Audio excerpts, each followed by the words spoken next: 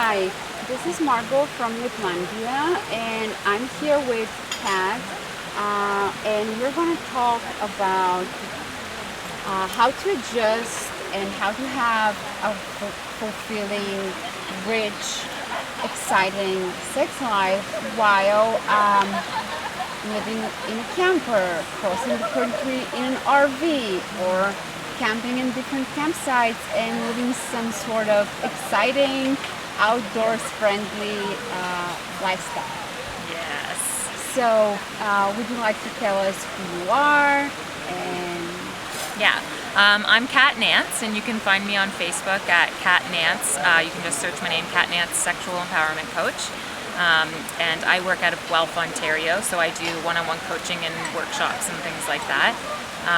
And the reason we get to have this conversation is because my partner and I are in an alternative, non-monogamish, kinky relationship, and we spent a year living in a very, very small camper, which is only 54 square feet. wow. Which, if you can imagine, is not much bigger than the rock that we're sitting on right now. Oh, really? So it's maybe like two of these, to be honest. So, How cool. yeah, so we had to really start exploring and discovering ways how can we still have a really like full, alive sexual relationship while incorporating our kink, which is really important to us, and being safe and clean. Like, how do we clean all of our products, and where are we going to store all of our like very dirty things that we just need to have with us? Yeah.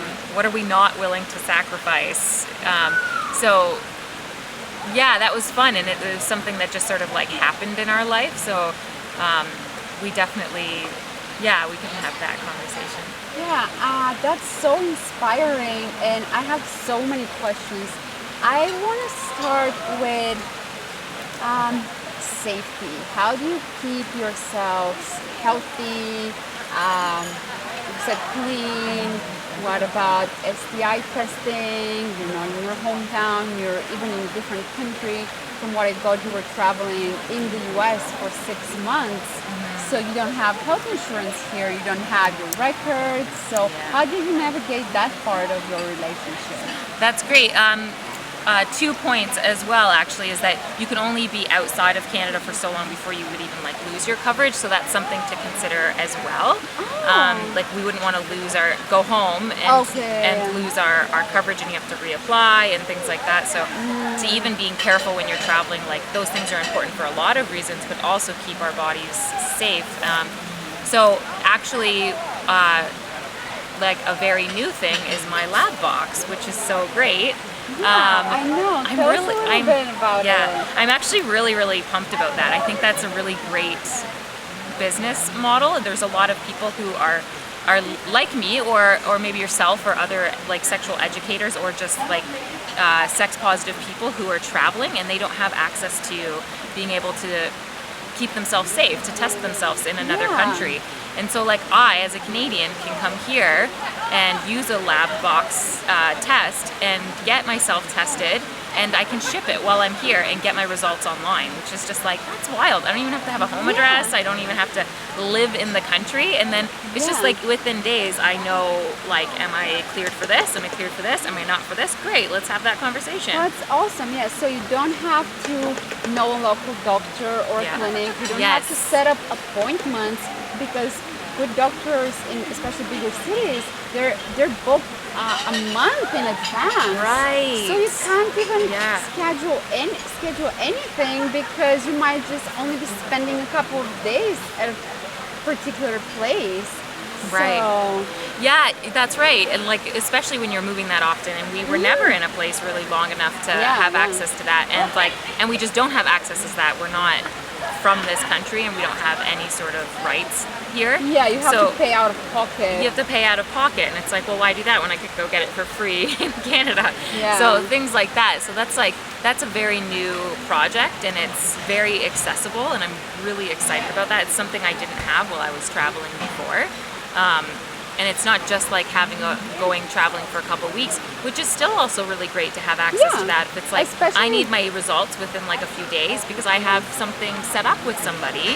Exactly. And I would like to be able to share that information currently with them. Like, I just literally got tested. Yeah, yeah. That's when great. you're in a non-monogamous relationship, getting tested regularly is really important. Yeah.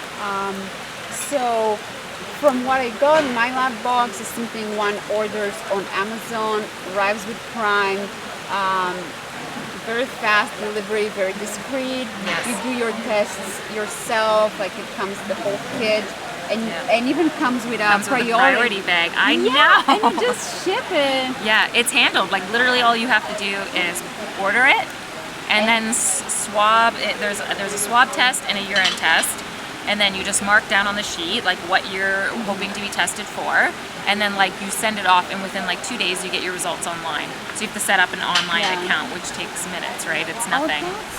Easy. It's easier than going to like, the doctor's office. Yeah, I'm like, I would rather do that than even go wait in my my own doctor's office, right? So, what about, you mentioned that you are kinky. So, what about keeping your toys or gear clean or ready, or how do you approach that aspect? Yeah, there's a few aspects, because for us, a lot of people really wanted to check out our camper and people wanted to come in and look. So it was like, one, how do we keep those private, and where are we going to hide them in such a small space?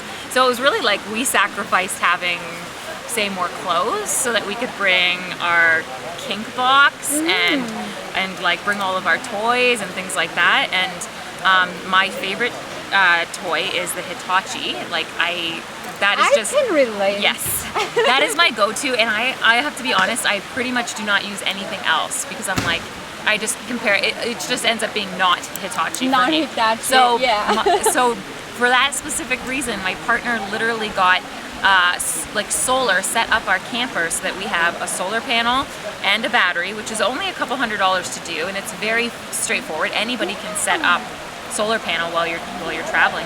You can even do it. You can buy like a small one now, like say just at some sort of like hardware store or home building store, like anywhere in any country, and you can get like a small solar panel, and you can plug something like a Hitachi only has a very small voltage and you're not using it for a 48-inch TV. Right, that's right. So it's like, to us, that was just a smart decision, so that I could have my orgasms when I wanted to have them, the way I wanted to have them. And Yay. Just pick up places with a lot of sunlight, so maybe not the northwest. Yeah. You just like situate the car or the trailer so that you're always getting the perfect amount of sunlight. Things that like kinky or sex positive, like pervert types like us, like have to think about. We're like, okay, where and how can we have sex? Like we would never park somewhere that we were like, can we have sex here? Because if we can't, then we're not staying.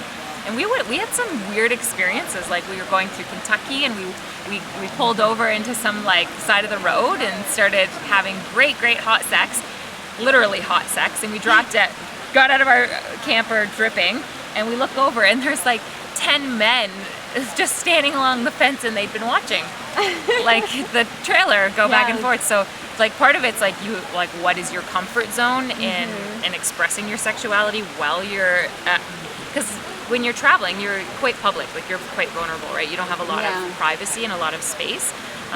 So for us, it was sort of navigating what is our comfort level, and like that's a possibility and it might happen. So we had to get over a bit of like our shyness and become a bit exhibitionisty. In terms of our toys, like things that I would find the easiest, because you don't just have a tap where you can just go and run water. Like we have a water tank in there, but that's if you've stopped. You're not going to carry that. So say for the Hitachi, the cleanest thing and the safest thing is to just put a condom over it, and then you can dispose of that, and then use some sort of like antibacterial wipe to clean off whatever the condom leaves behind, and the buttons and everything like that. I mean, you need to still properly clean your toys often, but like to me that's the solution. Yeah, and also maybe keeping in mind which materials are non-porous. Right. For instance, medical grade silicone, or stainless steel, or glass are easy to, if you have the beautiful river or creek that we do now. It's so great to use a biodegradable soap, and you can wash them because they're non-porous, and they can be, bacteria wouldn't get trapped it's not like rubber or other materials which can reintroduce bacteria. They're not. Yeah. They cannot be totally sanitized unless they're covered with a barrier method. Yeah, that's true. And I think like I would lean towards toys that I can clean easier, that I don't have to even really worry about that. Because when you do live or travel like that, that is a lot of the time where you're going to be cleaning your toys, which is also another thing. Like, are you going to be comfortable walking your like butt plugs down to the creek and washing them if somebody might walk by? Like, sort of having like, you really just have to get comfortable with those sorts of things, right? So yeah, like to me, like porous toys, like they're great if you have access to like clean water and the proper cleaning products. So I think you sort of have to decide what the right route is when you're going to be traveling. For you, just pack these that are suitable for your needs. Yeah. Kind of. Yeah. Okay. What about lube? What are your thoughts and your experiences? Because certain lubes can be really sticky, really uncomfortable, and unless you shower right away. I have this experience with certain brands that they make me feel so dirty. I have to immediately wash with water and not just wipes. Yeah, I actually just discovered Uber Lube. Like that is very new to me. I know, I really. And it's definitely my favorite lube, for sure. I use it in my hair and I use it on my body, and like the second after I've used it, like to me it feels like it matches my natural moisture and my natural like fluids. So using it doesn't feel like, I do not want my clit to feel sticky. Like to me that is really gross. Like to me that does not feel, it is not sexy, it's not pleasurable to me. I want to feel something that like nicely glides and sort of like really adds to the pleasure. And then something that I can pack, and their bottle is so pretty, right? It's like you can just like put it on your dresser, nobody really is gonna like get what it is. And you can use it for so many, it's such a versatile product. Yeah. So you just pack one thing and it's hair detangler, it's body moisturizer, massage oil, and a fantastic lube. That's right. You can use underwater because you can have, because it's silicone, it doesn't dissolve in water, so you can have hot underwater sex. Thank you. Now I will have to try that. That's so exciting. That's awesome. I didn't know that. But I love the idea of like my lube is also my hair product. And it's like, that's nice. Or just like right after you use it, it's just like literally like an hour or so ago I put some in my hair and then I went like this and it's just like gone. It's like off my hands. That's it. And so to be able to like walk out and feel clean after that, like that, I can really relate to what you're saying. I don't have a great experience with lube. I feel like most lubes, they always have some sort of like very unnatural smell to me, and I'm like, for one, I don't want to mess with my natural scent. I would prefer to just smell the way that I smell. So adding in some other like bizarre smell that is sort of like smells like lube, right? Yeah, it smells like lube. Like the human body. Right. You want a woman to smell like a woman. Yes. And a penis to smell like a penis. I don't want it for me, right? It's not a fruit salad. Yes, I don't want cotton candy on my man's penis while I'm going down on him. Like to me, I'm like, no, the taste of your skin is just fine. So that's good. So cool. Am I missing something? Am I forgetting to ask you something? I can't think of anything specifically. I'm trying to think if there's anything about the aspect of tiny living. We get a lot of questions about that, that's for sure. People's first question is... What about bondage? How did you... yes. Yeah. Tiny space, bondage. Yes, probably you can be creative, but you also don't want to destroy your camper. Right. For us, the thing I loved about living that small was that the outside was my playground. The outside was my front yard. So anywhere we would go, it's just as easy to play and do rope against a tree, or do rope in a creek or in a dam. Like we've done it on like a dam and stuff like that. And it's just like you get really creative and you end up having these really great adventures. Or what's the difference between having awesome hot sex up against a tree or in my camper? Like, to me, it's just like they really feel just equally as public, honestly. We were once having sex in our camper in Montreal in a Tim Hortons parking lot, and somebody was peering in our window. And I was like, no! That is like, Creepy. things to avoid happening. Yeah, I was just like, I looked over and I saw the man's face and I was like, I'm like, oh no. So it better be a raccoon than a creep, right? Yeah. So I would think 10 raccoons. yeah. Or bears, or Yeah. anything else watching me other than like a man literally peering in my windows. So stuff like that, it's like, you just end up running into problems like that. But I think for the most part it makes you be really adventurous. So, and then for kink, I think people feel like they really need a lot of space, but you don't.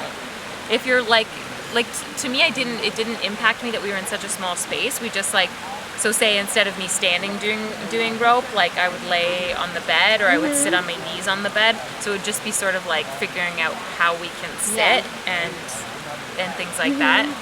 But other than that, I think like you just have to be creative. Cool. Yeah. Cool. Well, I would love to follow up on that in, let's say, blog post, and I think we should all try to make a spreadsheet with resources for sex-positive campgrounds or communities where people can have both and not feel like the weirdos of the campground. So I love this idea. I want to develop this project. So that's a really great idea. I'm glad that you said that. That would be really fantastic. I definitely know resources in Ontario where there are places that are sex positive atmospheres, so you can go and just be whatever you are. And then there's also places like there's BLM land, which is free land to camp on. And so you're always going to show up to that. It doesn't cost you anything to go there. And then you have space. Like that's like nobody is going to be there to bother you, right? And these aren't going to be your neighbors. So if, let's say, you can be more adventurous than what you are at home, because you don't have to see these people when you drop off your kid for school, right? I think that's true, Yeah, I think that when I know, like say that example with that guy peering in the window, or we've definitely just pulled our camper over to the side of the road and did whatever we felt inspired to do. And knowing that people were going to know that that's what we were doing, but then you're just driving away, and it's like, and I think that's sort of going to meet them. Yeah, and I think it adds to the sex positivity, right? To sort of promote and be an example of like sex is freedom. Yeah, to sort of like say this isn't something that's just limited to your bedroom. Like this is like sex is like our nature. Like this is what we're supposed to me. I mean, like, why wouldn't I be having sex everywhere that I feel inspired to? I mean, in appropriate places. Yeah, without with consenting. Yeah, with consenting surroundings and people and Great. Thank you so much. No problem. It's so useful and so inspirational for me. Thank you. Thank you. Yeah. I'm a little sweet.